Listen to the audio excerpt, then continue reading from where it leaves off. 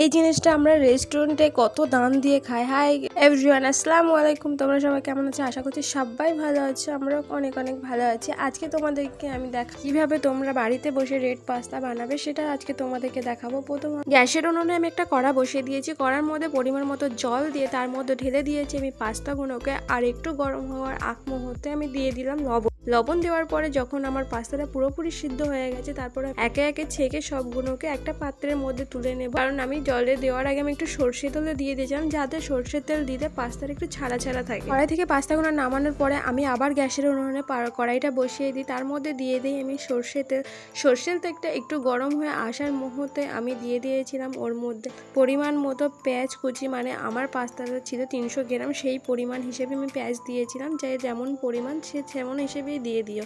তার মধ্যে দিয়ে দিয়েছিলাম কয়েকটা কাঁচা লঙ্কা চিড়ে রেখেছিলাম, সেগুলো আমি দিয়ে দিয়েছি। আর একটু লাল হওয়ার পরেই আমি দিয়ে দিলাম পাস্তাগুলো। আমার পাস্তাটা আমি একটা পাত্রে রেখেছিলাম, সেই জন্য পুরোপুরি বসে গেছিলো, কিন্তু পরেই আবার সব কিছু ছেড়ে গেছিলো।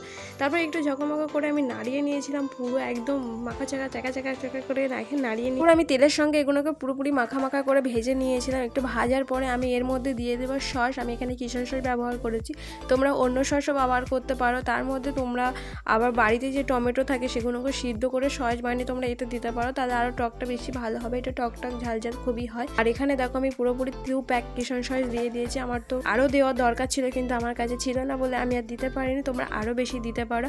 তারপর কিচেন সস দেওয়ার পরে আমি মাখা চাকা করে পুরোপুরি ভেজে নিয়েছি একটু ভালো করে। দেখো এখানে আমার ফাইনালি পুরোপুরি কমপ্লিট হয়ে গেছে, কত সুন্দর লাগছে। আর এটা আমরা যখন রেস্টুরেন্টে খেতে যাই, এটা আমরা কত দাম দিয়ে খাই, আর এটা 5 মিনিটে তোমরা বাড়িতে বানিয়ে ফেলতে পারো। ফাইনালি আমার কত সুন্দর হয়েছে। তারপরে আমি দিয়েছিলাম ম্যাগি মশলা, তার আগে তুলে নিয়েছিলাম, কারণ মশলার গন্ধটা সহ্য করতে পারে না, সেই জন্য। দেখো কত সুন্দর হয়েছে। আজকের ভিডিওটা এই পর্যন্ত। যদি ভালো লেগে থাকে অবশ্যই চ্যানেলটাকে সাবস্ক্রাইব করে দাও। আল্লাহ হাফেজ।